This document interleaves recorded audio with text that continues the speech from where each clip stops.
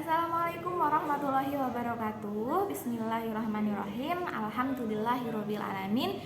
Wabihi nasta'in ala umurid dunya waddin. Assalatu wassalamu ala asrofil anbiya'i wal mursalin Sayyidina wa maulana Muhammadin wa ala alihi wa sahbihi ajmain, amma ba'du.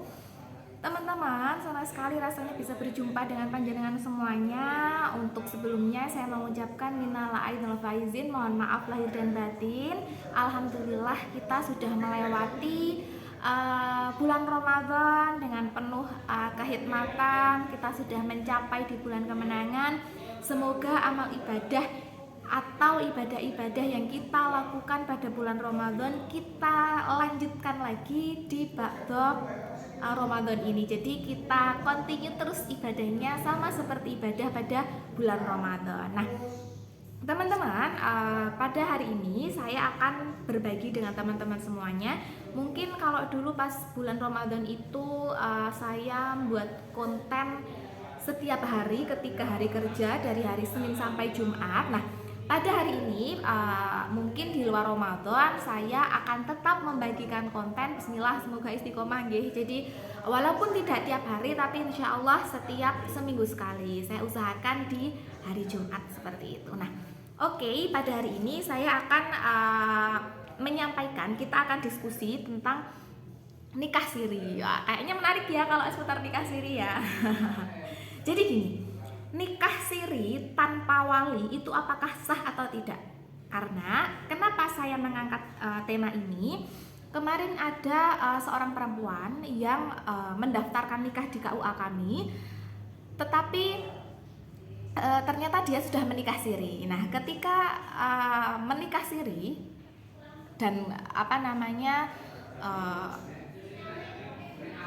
dia melewatkan satu rukun nikah yang tidak dipenuhi. Jadi seperti ini. Sebenarnya dia kemarin ke KUA itu adalah untuk konsultasi dengan penghulu kami bahwa dia tidak mendapatkan restu dari ayahnya untuk menikah. Jadi ayahnya itu tidak berkenan, tidak mau menikahkan anaknya untuk menikah. Tidak mau menikahkan anaknya seperti itu. Nah, ketika digali terus oleh penghulu kami sampai didapati bahwa ternyata si perempuan tersebut itu sudah menikah siri dengan calonnya di luar kota. Nah, ketika ditanya apakah bapaknya itu tahu ketika dia menikah siri dan bapaknya apakah hadir, nah ternyata dia menjawabnya tidak hadir, gitu. Tidak hadir dan dia menjawabnya dengan ya yang penting kan sudah ada perwakilan dari keluarga Pak yang datang seperti itu. Nah, kita akan sama-sama belajar ya. Jadi masih banyak ketimpangan, masih banyak hal yang belum paham pada masyarakat terkait dengan nikah siri. Yang biasanya diartikan bahwa nikah siri itu nikah secara sembunyi-sembunyi, yang bahkan orang tuanya, walinya itu tidak tahu. Jadi dia nikah siri hanya diijabkan oleh seseorang seperti itu. Nah, apa sih hakikatnya nikah siri? Jadi nikah siri itu bisa sah itu jika memenuhi apa? Kan seperti itu. Jadi teman-teman, nikah siri itu adalah nikah yang dilakukan secara agama, yang memenuhi syarat dan rukun secara agama, tetapi tidak dicatatkan di kantor urusan agama. Kalau zaman dulu, zaman ketika Rasulullah SAW, memang pernikahan itu tidak dicatatkan karena belum ada petugas pencatat nikah, belum ada penghulu pada waktu itu. Dan belum ada kantor urusan agama pada waktu itu, belum ada tata pemerintahan yang seperti saat ini. Nah, karena kita sudah berada di zaman ini, maka yang dikategorikan atau yang disebut dengan nikah siri adalah nikah yang dilakukan sesuai dengan tata cara urusan agama, tata cara yang diatur oleh agama, rukun dan syarat secara agama, namun tidak dicatatkan pada kantor urusan agama. Nah, lalu rukun-rukun nikah itu apa saja? Jadi rukun nikah itu yang pertama ada mempelai laki-laki, yang kedua ada mempelai perempuan, ada wali, yang keempat ada 2 orang saksi, dan yang kelima adalah ijab kabul. Kita kembali pada kasus yang tadi bahwa dia ketika nikah siri di luar kota tersebut tidak menghadirkan ayahnya, bahkan ayahnya pun tidak tahu bahwa anaknya tersebut nikah siri di luar kota. Mungkin sepemahaman dia, mungkin ketika sudah ada wakil dari keluarga, entah itu adik atau kakak, mungkin sudah cukup, mungkin seperti itu. Jadi itu adalah pemahaman yang keliru, karena nikah siri itu tetap dilakukan secara tata cara agama. Ya harus ada mempelai pria, mempelai wanita, harus ada wali, harus ada 2 orang saksi yang adil, harus ada ijab kabul. Jika dari kelima ini tidak terpenuhi, maka nikah sirinya juga tidak sah gitu. Jadi tidak sembarangan nikah siri. Nikah siri itu kan dalam artian secara bahasa itu nikah yang sembunyi-sembunyi. Maksudnya sembunyi-sembunyi itu adalah sembunyi-sembunyi dari pemerintah. Kalau dicatatkan di KUA, maka pernikahannya diakui di hadapan hukum. Tapi jika tidak dicatatkan di KUA, maka pernikahannya hanya sah secara agama, tapi tidak sah secara hukum. Seperti itu. Jadi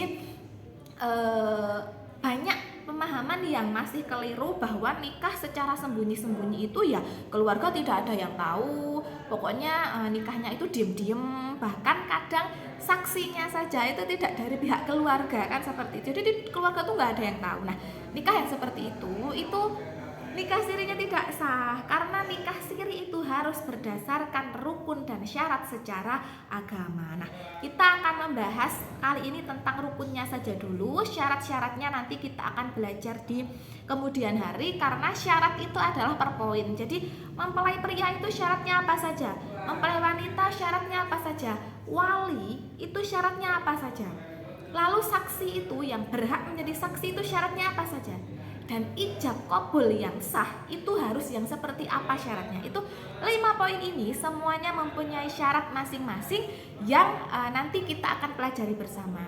Tetapi dalam pernikahan itu ada 5 rukun yang harus terpenuhi, 5 poin yang harus terpenuhi. Nah, jika salah satunya tidak terpenuhi, maka nikahnya tidak sah. Jadi seperti ini.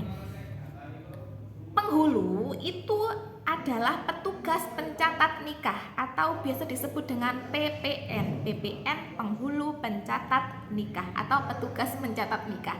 Jadi tugas penghulu itu adalah mencatat pernikahan yang telah didaftarkan yang sedang berlangsung.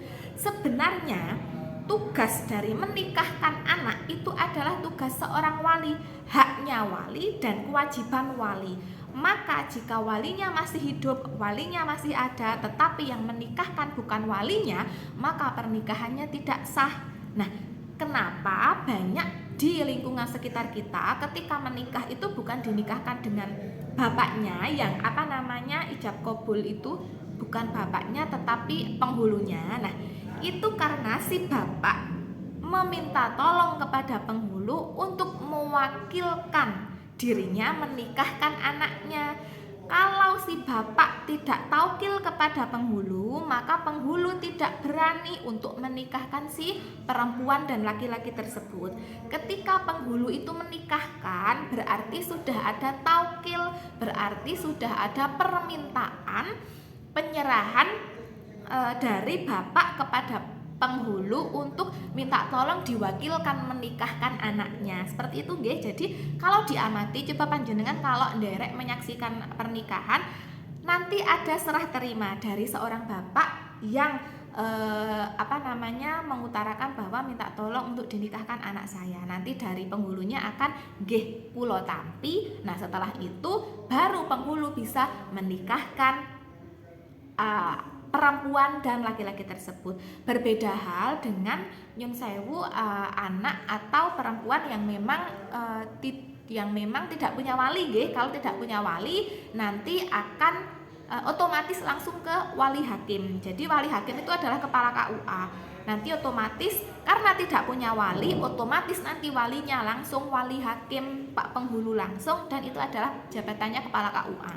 Nah, seperti itu nih teman-teman. Jadi agar biar tidak salah kaprah bahwa nikah siri itu adalah nikah yang sembunyi-sembunyi, bahkan keluarga nggak tahu, wali nggak tahu, itu tidak seperti itu. Jadi nikah siri adalah nikah yang dilakukan secara tata cara agama, namun tidak dicatatkan pada kantor urusan agama. Nah, seperti itu, semoga bisa mengedukasi kita semua. Nanti kita akan bahas lebih panjang lagi agar kita lebih tahu mendalam tentang hal ini dan lebih bermanfaat baik untuk kita sendiri, untuk teman-teman kita, saudara-saudara kita dan anak cucu kita nantinya. Oke, terima kasih. Kita ketemu lagi di waktu yang akan datang. Saya akhiri. Assalamualaikum warahmatullahi wabarakatuh.